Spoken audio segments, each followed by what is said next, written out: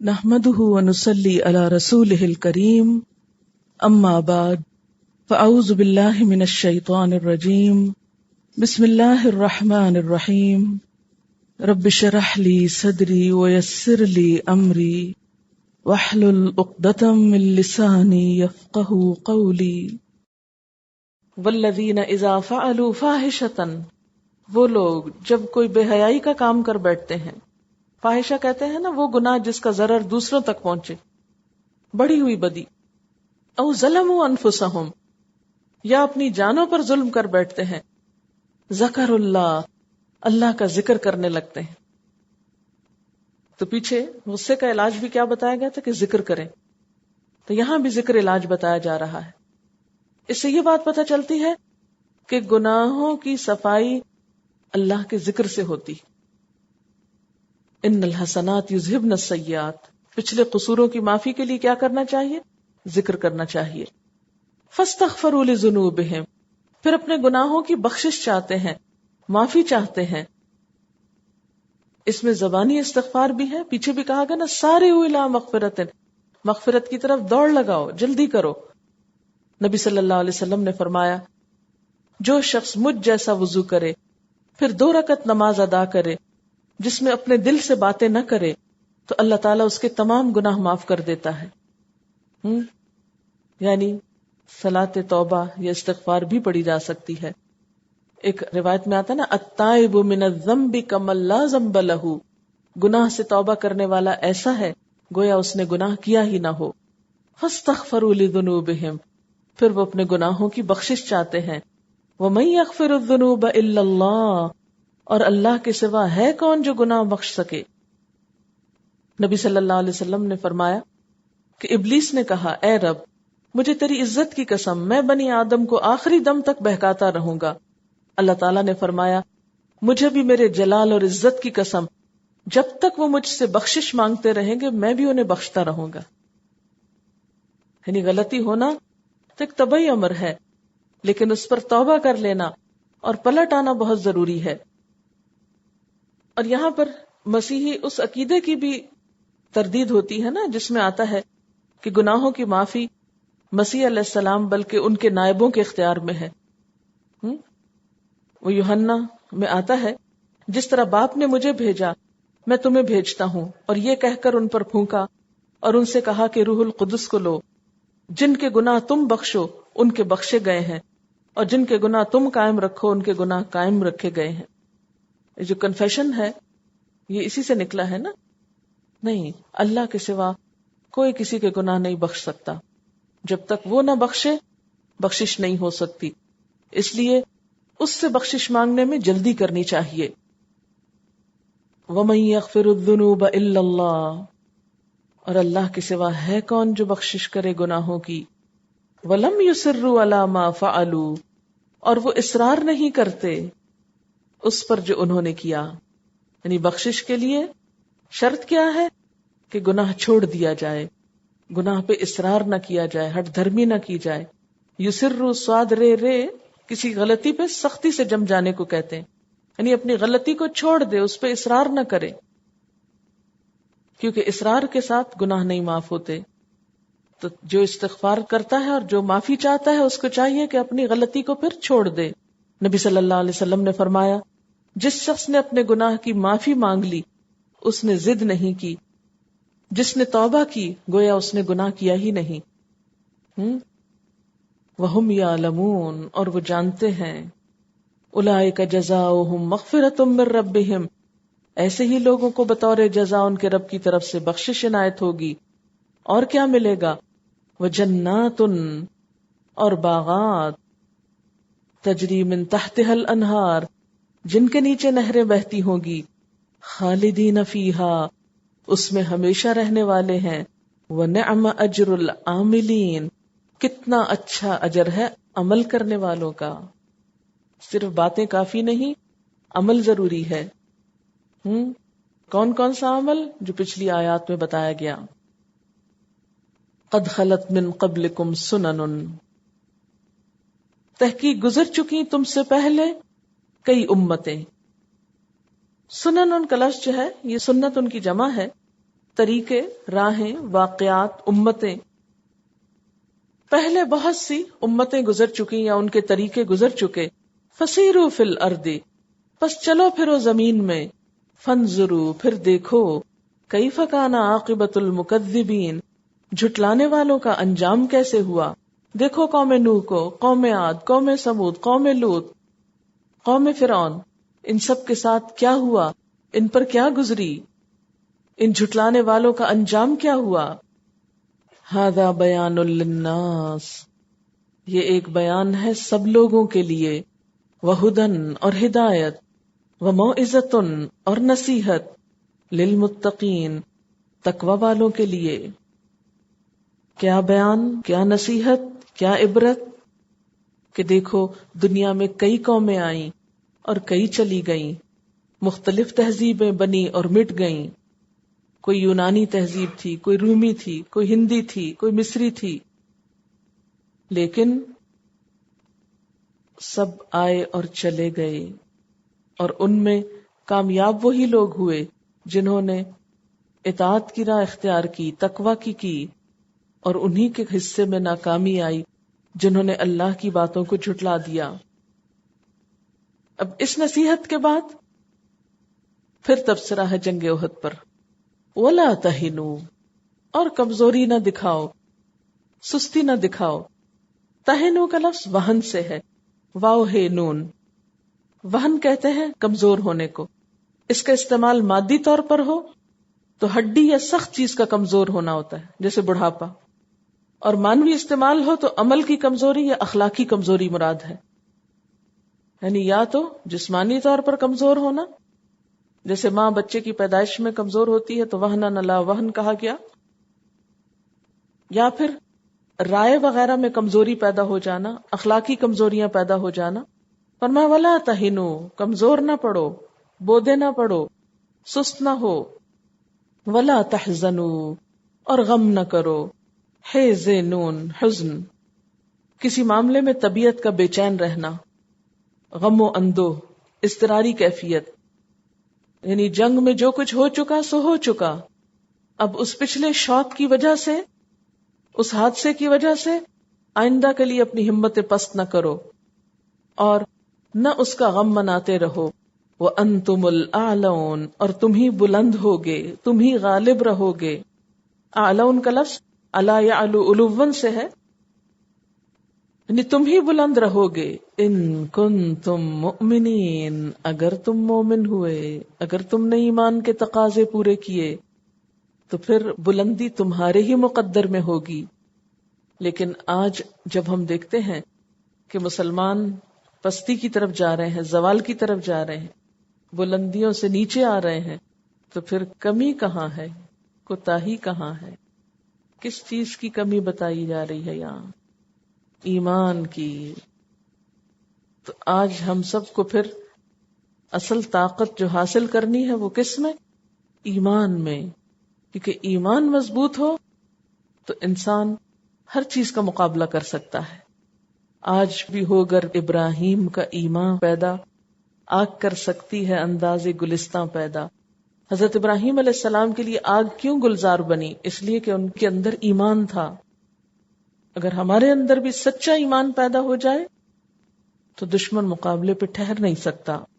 کیونکہ ہوتا کیا ہے، جب انسان اپنی کوشش کے باوجود اپنے کسی ٹارگٹ میں، کسی ایم میں نقصان اٹھا جاتا ہے تو پھر وہ آئندہ سے ہمت ہار بیٹھتا ہے.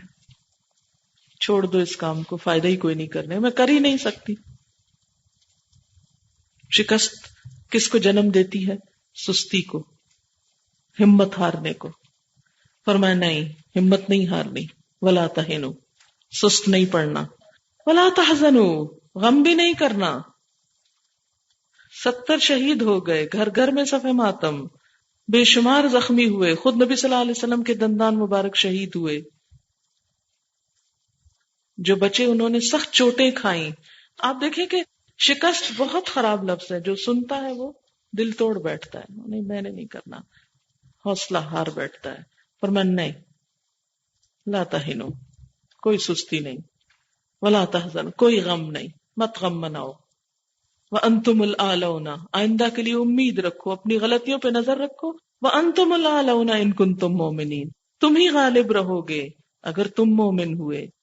تمہارا ایمان سچا ہوا تو کامیابی تمہارے ہی لیے ہے. کسی بھی کام کو کرنے کے لیے یقین محکم، عمل پہم، محبت فاتح عالم، یہ تین چیزیں ساتھ ہوں گی تو کامیاب ہوگے. وَأَنْتُمُ الْأَعْلَوْنَ إِن كُنتُم مُؤْمِنِينَ، اگر تم مومن ہو. ایمان بہت سی چیزوں کو کور کرتا ہے. اچھا، ہماری بڑی خامی ہے کہ ہم بعض اوقات غم کھاتے رہتے ہیں اور غم کھا کھا کر اپنے آپ کو کمزور کر لیتے ہیں، اور جو صلاحیتیں ہمارے اندر ہوتی ہیں ان سے بھی صحیح فائدہ نہیں اٹھاتے. اس لیے خاص طور پہ روکا گیا وَلَا تَحْزَنُوا، اتنی بڑی شکست، فرمایا لا تحزنوا. ہمارے ہاں کیا ہوتا ہے، تھوڑا سا کسی کو زخم لگ جائے، ذرا سی کسی کے ساتھ کوئی تکلیف ہو جائے، ہم اس کی سچویشن اتنی پتھیٹک بنا دیتے، کر کر کے باتیں، اس کو بھولنے ہی نہیں دیتے وہ غم. اور بعض اوقات مبالغہ آرائیاں شامل کر کے اس کو اتنا بڑا کر دیتے ہیں جتنا وہ ہوتا نہیں. آپ دیکھیں کہ چھوٹے سے بھی کوئی چوٹ ہوگی نا، اگر ہر شخص آ کے ایک سوئی لگا دے اس پہ، وہ اچھا والا زخم بن جائے گا. کام کرنے والی قومیں، زندہ قومیں، با مقصد جینے والے لوگ غم نہیں مناتے. غم آتا ہے، دکھ آتا ہے، صبر کرتے ہیں، اس کو اپنے اوپر سوار نہیں کر لیتے، وہ زندگی کا ایم نہیں بنا لیتے. اچھا، آپ دیکھیں کہ شیطان ان دو رستوں سے داخل ہوتا ہے نا، سستی اور غم، کیونکہ یہ نیگیٹو کوالٹیز ہیں نا، ان کو نکالنا ہوگا. تصبروا اور تتقوا کو تو اپنانا ہے، لا تہنوا لا تحزنوا کو نکالنا ہے. یہ جو لا تہنوا کی بات ہے نا، اس سے متعلق ایک حدیث آتی ہے جو بہت آج کل کے حالات کو واضح کرتی ہے، کیونکہ کامیابی کے لیے وہن کا ختم کرنا بہت ضروری ہے. جیسا کہ میں نے پہلے بھی عرض کیا کہ وہن کا تعلق جسمانی یا روحانی اخلاقی کمزوری سے ہے، یعنی مادی کمزوری بھی مراد ہے اور اخلاقی کمزوری بھی. نبی صلی اللہ علیہ وسلم نے ایک مرتبہ صحابہ سے فرمایا کہ ایک زمانہ آئے گا کہ تم سیلاب کے خس و خاشاک کی مانند ہو جاؤ گے. جیسے سیلاب کے اوپر کوڑا ہوتا ہے نا، تو اس کا کوئی ٹھکانہ نہیں ہوتا، جدھر پانی جاتا ہے وہ ساتھ بہتا چلا جاتا ہے، یعنی جو جدھر تمہیں لگائے گا، جدھر پھینکے گا، پھینک جاؤ گے. صحابہ نے پوچھا یا رسول اللہ صلی اللہ علیہ وسلم، اس کا کیا سبب ہوگا کہ ہم اتنے کمزور اور اتنے ہلکے ہو جائیں گے؟ آپ نے فرمایا تمہارے اندر وہن پیدا ہو جائے گا. لوگوں نے پوچھا اللہ کے رسول صلی اللہ علیہ وسلم وہن کیا چیز ہے؟ فرمایا حب الدنیا و کراہت الموت، دنیا کی محبت اور موت سے نفرت. تو اس سے کیا پتہ چلتا ہے کہ اس وقت تک کوئی قوم بلند اخلاق کی مالک نہیں ہو سکتی جب تک کہ دنیا کی محبت نہ کم ہو. اور اسی محبت کو کم کرنے کے لیے خرچ کرنے کا حکم ہے کہ نکلو مال کی محبت سے، دو دوسروں کو. جب وہ دل سے ہرس ختم ہوگی نا تو پھر کیا ہوگا؟ دل کے اندر ایمان آئے گا، عزم، توکل، یقین کی کیفیت آئے گی. جب انسان اس بات کے خوف میں مبتلا ہوتا ہے نا، ہے میرے رزق کا کیا ہوگا، میری فلاں ضرورت کہاں سے پوری ہوگی، میرا یہ کام کیسے ہوگا، اور اس سے اس کے قدموں میں لغزش آ جاتی، کمزوری پیدا ہوتی، پھر وہ کسی کام کا نہیں رہتا. دیکھیں کہ ان اللہ یرزق من یشاء بغیر حساب، رزق اللہ کے ہاتھ میں، جس کو چاہتا ہے بے حساب دیتا ہے، اور اگر اس کے ہاں نہیں لکھا تو الٹے بھی لٹک جائے تو کچھ نہیں حاصل ہوگا. اس لیے مال کی کمی کے خوف میں مبتلا ہو کر اپنے ایمان کو کمزور نہ کرو، دنیا کی محبت سے باہر آؤ. اور دوسری چیز کراہت الموت، موت سے ڈرنا. یہ چیز مجھ پہ آ گئی تو پتہ نہیں میں ختم ہی ہو جاؤں گا. چھوٹی چھوٹی بیماریوں میں یہ سمجھنا کہ بس مر ہی جائیں گے، اب تم زندہ نہیں بچ سکتے. یہ چیز جس انسان یا جس قوم کے اندر ہو، پھر خواہ اس کے اندر کتنی بھی خوبیاں اور کتنی بھی صلاحیتیں ہوں، سب کچھ ملیا میٹ ہو جاتا ہے. ان سب چیزوں کا علاج کیا ہے؟ توکل. اللہ میں کمزور ہوں، تو طاقتور ہے، میرا معاملہ تیرے سپرد ہے، میں اپنے آپ کو تیرے حوالے کرتا ہوں. اسلمت لرب العالمین، تو میری حفاظت کر اور مجھ سے اپنے دین کا کام لے. پھر آپ دیکھیں کہ کیسے قوت نہیں آتی. ولا تہنوا، کچھ کرنا ہے تو کمزوری مت دکھاؤ، ڈرو مت، خوف مت کھاؤ. ولا تحزنوا، غم نہ کیا کرو، جو چلا گیا تمہارے ہاتھ سے چلا گیا، وہ تمہارا تھا ہی نہیں. وَأَنْتُمُ الْأَعْلَوْنَ إِن كُنتُم مُؤْمِنِينَ، اور کمزوریوں کا علاج ایمان سے کرو۔ اس واقعے میں ہم سب کے لیے ایک بہت بڑا سبق ہے۔ شکست خواہ دنیا کی ہو یا آخرت کی، دونوں ہی تکلیف دہ چیزیں ہیں۔ کوئی بھی انسان ان سے محبت نہیں کرتا، یعنی شکست کسی کو بھی پسند نہیں۔ یہاں پر دنیا کی ایک جنگ یا ایک معرکے میں شکست کی وجوہات بیان کرتے ہوئے آئندہ اس سے بچنے کا علاج بتایا جا رہا ہے، یا شکست کا مداوع، اسے کمپنسیٹ کرنے کا طریقہ بتایا جا رہا ہے، اور وہ کیا ہے؟ وَلَا تَهِنُوا وَلَا تَحْزَنُوا۔ شکست کا لازمی نتیجہ ہوتا ہے کہ انسان سست پڑ جاتا ہے، اور بعض اوقات اس کا ایسا غم اور صدمہ لگا لیتا ہے دل کو کہ آئندہ کے لیے عمل کی راہیں، کام کی راہیں، کوشش کی راہیں بند ہو جاتی ہیں۔ تو کوئی بھی انسان اگر کوشش کرنا چھوڑ دے تو کامیاب نہیں ہو سکتا۔ کسی بھی شکست کا مقابلہ بیکاری کے ساتھ نہیں کیا جا سکتا، بے عملی کے ساتھ نہیں، عمل کے ساتھ۔ لہذا دو چیزوں کو زندگی سے نکالنے کی ضرورت ہے، وہ ہے سستی، بودا پن، کمزوری، اور دوسری چیز غم۔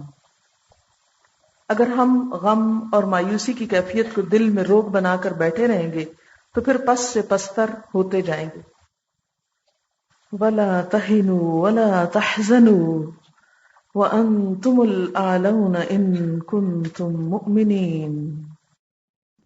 إِن يَمْسَسْكُمْ قَرْحٌ، اگر تم کو زخم لگا ہے، یعنی اس جنگ میں، فَقَدْ مَسَّ الْقَوْمَ قَرْحٌ مِثْلُهُ، تو اس سے پہلے دوسری قوم کو بھی زخم لگ چکا ہے، یعنی جنگ بدر میں۔ اگر احد میں تمہیں نقصان پہنچا تو بدر میں تمہارے دشمنوں کو نقصان پہنچا تھا۔ اور یہ تو زمانے کا ہیر پھیر ہے، وَتِلْكَ الْأَيَّامُ نُدَاوِلُهَا بَيْنَ النَّاسِ، یہ دن ہم انہیں لوگوں کے درمیان گھماتے رہتے ہیں، پھیرتے رہتے ہیں۔ فتح اور شکست کے ایام بدلتے رہتے ہیں، کبھی ایک قوم غالب آتی ہے اور دوسری مغلوب ہو جاتی ہے، کبھی مغلوب غالب آ جاتا ہے۔ یہ تو زمانے کی گردش ہے، اس سے کیوں پریشان ہوتے ہو؟ وَلِيَعْلَمَ اللَّهُ الَّذِينَ آمَنُوا، اور تاکہ جان لے اللہ ان لوگوں کو جو ایمان لائے۔ یعنی اللہ تعالیٰ فتح کے بعد شکست بعض اوقات کس لیے لاتا ہے؟ تاکہ آزمائش کرے۔ وَيَتَّخِذَ مِنْكُمْ شُهَدَاءَ، اور وہ تم میں سے گواہ بھی لینا چاہتا ہے، یعنی تم میں سے کچھ لوگوں کو شہید کرنا چاہتا ہے۔ یعنی اللہ تعالیٰ تکلیف دہ حالات پیدا کر کے بسا اوقات کیا دیکھنا چاہتا ہے کہ پھر بھی کون تم میں سے اپنی ذمہ داری کو پورا کرے گا۔ اور ویسے بھی یہ کہ جنگ احد میں جب مشکل وقت آیا تھا تو 70 صحابہ کرام شہید ہوئے تھے، اور شہادت کا درجہ بہت بلند ہے۔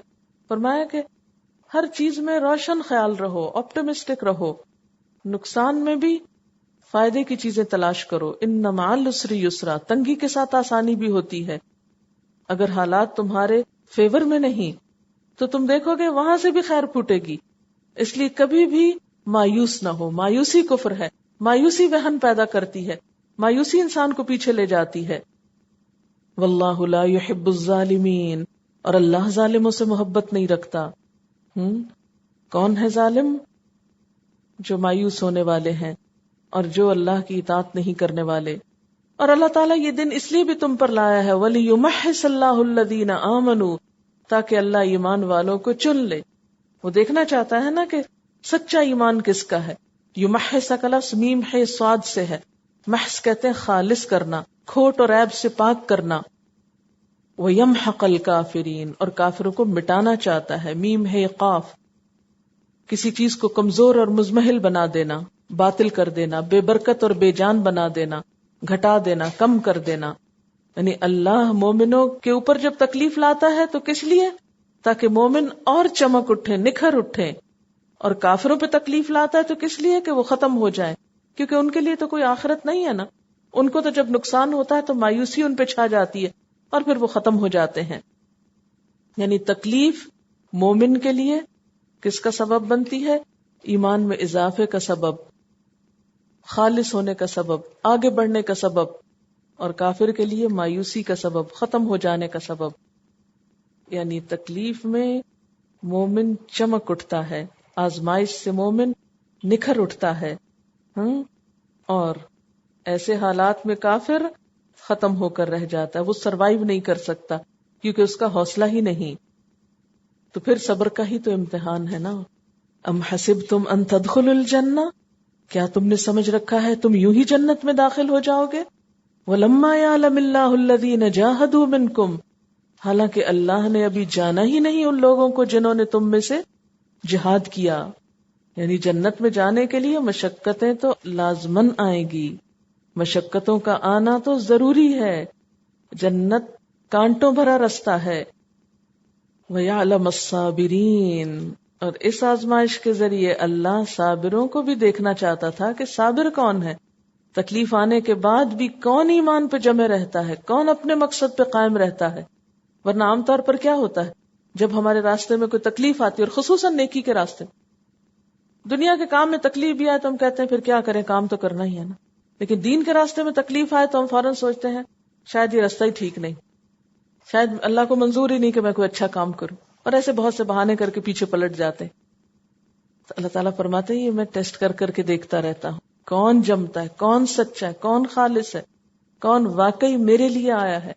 جو میرے لیے نیک راستے پہ چلے پھر وہ پلٹ نہیں سکتا، خواہ راستہ کتنا ہی دوبر ہو. وہ جان تو دے دے گا لیکن پیٹھ نہیں پھیرے گا. پیٹھ پھیرنا بزدلوں کا کام ہوتا ہے. نیکی کے کام سے، میدان جنگ اور جہاد سے بھاگ جانا بزدلوں کا کام ہوتا ہے. وَلَقَدْ كُنْتُمْ تَمَنَّوْنَ الْمَوْتِ، اور البتہ تحقیق تم موت کی تمنائیں کر رہے تھے.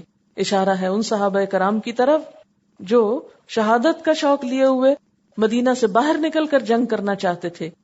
من قبل ان تلقوہ، اس سے پہلے کہ تم نے اس سے ملاقات کی. موت کے سامنے آنے سے پہلے، یعنی جنگ احد میں جب ہر طرف موت چھائی ہوئی تھی، اس سے پہلے تو تم خود بھی چاہتے تھے کہ شہید ہو جاؤ. فقد رأیتموہ، پس تحقیق تم نے دیکھ لیا اس کو. وانتم تنظرون، اور تم اپنی آنکھوں سے دیکھ رہے تھے کہ موت دوڑ دوڑ کے تمہاری طرف آ رہی تھی. شہادت کا شوق رکھنا تو بہت اچھا ہے، لیکن موت کی تمنا منع ہے. نبی صلی اللہ علیہ وسلم نے فرمایا تم دشمن کی مٹ بھیڑ کی آرزو مت کرو اور اللہ سے عافیت طلب کرو، تاہم جب از خود حالات ایسے بن جائیں کہ دشمنوں سے لڑنا پڑے تو پھر ثابت قدم رہو، اور یہ بات جان لو کہ جنت تلواروں کی چھاؤں میں ہے. فقد رأیتموہ وانتم تنظرون، تم نے دیکھ لیا اس کو اور تم اپنی آنکھوں سے دیکھ رہے تھے. یہاں رأیتم اور تنظرون دو لفظ ہیں. رأا ہوتا ہے کسی چیز کا ادراک کرنا، خواہ وہ آنکھوں سے ہو یا غور و فکر سے یا امیجنیشن سے، اور تنظرون کس کے لیے ہے؟ آنکھوں سے دیکھنا، نظر ڈالنا. یعنی تم نے موت کو تلواروں کی چمک میں، نیزوں کی تیزی میں، تیروں کی یلغار میں دیکھ لیا تھا. اللہ تعالیٰ فرماتے ہیں وَسَارِعُوا إِلَى مَغْفِرَةٍ مِّن رَبِّكُمْ وَجَنَّةٍ عَرْضُهَا السَّمَاوَاتُ وَالْأَرْضُ أُعِدَّتْ لِلْمُتَّقِينَ، اپنے رب کی بخشش اور جنت کی طرف جلدی چلو، اس کے لیے کوشش کرو، دوڑو. لیکن وہ جنت کس کے لیے تیار کی گئی ہے؟ ان کی صفات دیکھیے. نمبر 1، الذین ينفقون فی السراء والضراء، وہ جو خوشحالی اور تنگ دستی دونوں میں اللہ کی راہ میں مال خرچ کرتے ہیں. نمبر 2، دوسری صفت کیا ہے جنت میں جانے والوں کی؟ والکاظمین الغیظ، جو غصے کو دبا لیتے ہیں، کنٹرول کر لیتے ہیں. نمبر 3، والعافین عن الناس، لوگوں سے درگزر کر جاتے ہیں، معاف کر دیتے ہیں. نمبر 4، المحسنین. نمبر 5، والذین اذا فعلوا فاحشۃ او ظلموا انفسهم ذکروا اللہ، کہ جب ان سے کوئی بے حیائی کا یا ظلم کا کام ہو جاتا ہے، کوئی غلطی یا گناہ ہو جاتا ہے، تو کیا کرتے ہیں؟ اللہ کو یاد کرنے لگتے ہیں. ان کے دل میں فوراً اللہ کا خیال آ جاتا ہے. نمبر 6، اس غلطی اور گناہ پر فاستغفروا لذنوبہم، اپنے گناہوں کی بخشش چاہتے ہیں، ان غلطیوں پر استغفار کرتے ہیں. اور نمبر 7، ولم یصروا علی ما فعلوا، اپنی غلطی پہ اصرار نہیں کرتے. اولئک جزاؤہم مغفرۃ. کنکلوژن ہے ایسے لوگوں کی جزا مغفرت ہے، من ربہم ان کے رب کی طرف سے، وجنات اور باغات ہیں، تجری من تحتها الانہار جن کے نیچے نہریں بہ رہی ہیں، خالدین فیہا اس میں وہ ہمیشہ رہیں گے، ونعم اجر العاملین کتنا اچھا اجر ہے عمل کرنے والوں کا. اب آپ دیکھیے کہ ابتدا بھی مغفرت اور جنت کی بات سے ہو رہی ہے، کنکلوژن پہ بھی مغفرت اور جنت کی بات ہے، اینڈ اس پہ ہو رہا ہے کہ عمل کرو گے تو بات بنے گی، اور درمیان میں کچھ اعمال کا ذکر کیا گیا ہے. اب اپنے آپ سے سوال کیجئے کہ کیا جنت میں جانے والوں کی یہ صفات میرے اندر ہیں، اور میں ان کو پیدا کرنے کے لیے کیا کوشش کر رہی ہوں؟ کیونکہ یہاں کیا کہا جا رہا ہے، نعم اجر العاملین کتنا اچھا اجر ہے عمل کرنے والوں کے لیے، کام کرنے والوں کے لیے. پھر اس کے بعد ایک اور آیت دیکھیے، جنگ احد پہ تبصرہ ہے، آیت نمبر 140 میں، ان یمسسکم قرح فقد مس القوم قرح مثلہ، اگر تم کو زخم لگا ہے تو تمہارے دشمنوں کو بھی لگا تھا. تو اس نقصان اور اس تکلیف کے بعد اللہ تعالیٰ اس پہ کچھ تبصرہ کر رہے ہیں کہ جنگ احد میں تمہیں جو ناکامی ہوئی ہے ایسی ہی ناکامی تمہارے دشمنوں کو بھی ہوئی تھی. تو اس سے پہلی بات یہ پتہ چلتی ہے کہ یہ زندگی صرف خوشیوں کا نام نہیں، یہاں کامیابی کے ساتھ ناکامی بھی ہے. جنگ بدر میں جب مسلمانوں کو کامیابی ہوئی تو پھر انہیں یہ بتانا مقصود تھا کہ اس کے بعد کوئی یہ نہ سمجھ لے اور عمل میں سست نہ ہو جائے، کیونکہ عام طور پر کیا ہوتا ہے جب ایک دفعہ انسان کامیاب ہوتا ہے یا کوئی بڑی اچیومنٹ کر لیتا ہے تو بھی سلو ہو جاتا ہے.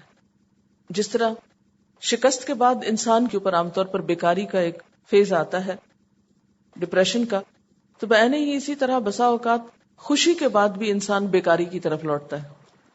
آپ نے دیکھا ہوگا کہ عام طور پر لوگوں کو جب کوئی اچیومنٹ ہوتی ہے تو اس کے بعد وہ کیا کہتے ہیں، اب ریلیکس کرتے ہیں، اب آرام کرتے ہیں. لیکن ایک مومن جو ہے اس کی زندگی میں اعتدال ہوتا ہے، نہ تو وہ غم سے مایوس ہو کر اپنا کام چھوڑتا ہے اور نہ خوشی میں اپنے کام سے باز آتا ہے. اور یہ غم اور خوشی دونوں کیا ہیں، وَتِلْكَ الْأَيَّامُ نُدَاوِلُهَا بَيْنَ النَّاسِ، یہ تو لوگوں کے درمیان ہم گھماتے رہتے ہیں. نُدَاوِلُهَا کا لفظ جو ہے یہ بڑا اہم ہے. اس کو اگر آپ امیجن کریں تو خوشی کو یا غم کو کسی بھی چیز سے تشبیہ دیتے ہیں، تو جیسے پارسل گیم کھیلتے ہیں نا، تو اس میں کیا ہوتا ہے کہ وہ پارسل جو ہے کبھی ایک کے پاس ہے تو وہ پھر دوسرے کے پاس چلا گیا، پھر تیسرے، پھر کرتے کرتے گھوم کے پہلے کے پاس آ گیا. زندگی میں خوشی اور غم اسی پارسل گیم کی طرح، خوشی اور غم انسان پہ چکر لگاتے ہیں، انسان کے اوپر گھومتے رہتے ہیں. آج خوشی ہے تو کل غم، پھر خوشی، پھر غم، کبھی غم پر غم، کبھی خوشی پر خوشی. لیکن کبھی ایسا نہیں ہو سکتا کہ کوئی شخص محض خوش ہی رہے یا محض غمگین ہی رہے. دونوں صورتیں اور دونوں حالتیں آتی رہتی، اور ان چیزوں کو ایکسپٹ کر لینا ہی انسان کی کامیابی ہے، اور انہیں ایکسپٹ کر کے اپنے عمل سے منہ نہیں موڑنا، کام نہیں چھوڑنا. اللہ تعالیٰ کے ہر کام میں ایک مصلحت ہوتی ہے، خوشی بھی آزمائش ہوتی ہے، غم بھی آزمائش ہوتا ہے. کیونکہ فوراً بعد اللہ تعالیٰ فرماتے وَلِيَعْلَمَ اللَّهُ الَّذِينَ آمَنُوا، اس زخم لگانے سے مقصود یہ بھی تھا کہ اللہ تعالیٰ جان لے کہ ایمان والے کون ہیں. اللہ تعالیٰ کو تو ویسے ہی پتا ہے کہ ایمان والے کون ہیں. اس طریقے سے جاننے کا مطلب کیا ہے، تاکہ قیامت کے دن ان کا عمل ہی ان کے خلاف گواہی دے کہ یہ صرف جھوٹا دعویٰ تھا، زبان سے ایک قول تھا، عمل میں کچھ نہیں تھا. وَيَتَّخِذَ مِنْكُمْ شُهَدَاءَ، یہ دوسری قسم کے لوگ ہیں کہ تم میں سے شہداء بھی لے، یعنی کچھ لوگوں کو شہادت کا درجہ اور موقع بھی عطا کرنا تھا. آگے وَلِيُمَحِّصَ اللَّهُ الَّذِينَ آمَنُوا، اس شکست کا ایک مقصود اور بھی تھا کہ ایمان والوں کو اللہ خالص کر لے، چن لے، انہیں ہر کھوٹ سے پاک کر لے. اور کیا مقصد تھا، وَيَمْحَقَ الْكَافِرِينَ، کافروں کو مٹا دے. اور کیا تھا، وَيَعْلَمَ الصَّابِرِينَ، صابرین کو جان لے. تو اس سے کیا پتہ چلتا ہے کہ اللہ تعالیٰ کی طرف سے جب بھی کوئی واقعہ یا حادثہ ہماری زندگی میں آتا ہے تو بظاہر اس کو ہم اپنے حق میں بہت برا سمجھتے ہیں اور اس سے دل تنگ ہونے لگتے ہیں. ہم کہتے ہیں کہ ہمارے ساتھ ہی ایسا کیوں ہوا. عام طور پر لوگ اس سے ناراض ہوتے ہیں نا بہت. لیکن ایک مومن کیا کرتا ہے کہ وہ غم اور شکست اور پسپائی میں بھی حکمتیں تلاش کرتا ہے کہ اس کے ذریعے اللہ تعالیٰ مجھے کیا کچھ سکھانا چاہتا ہے. وآخر دعوانا ان الحمد للہ رب العالمین. سبحانک اللہم وبحمدک نشہد ان لا الہ الا انت نستغفرک ونتوب الیک. والسلام علیکم ورحمۃ اللہ وبرکاتہ.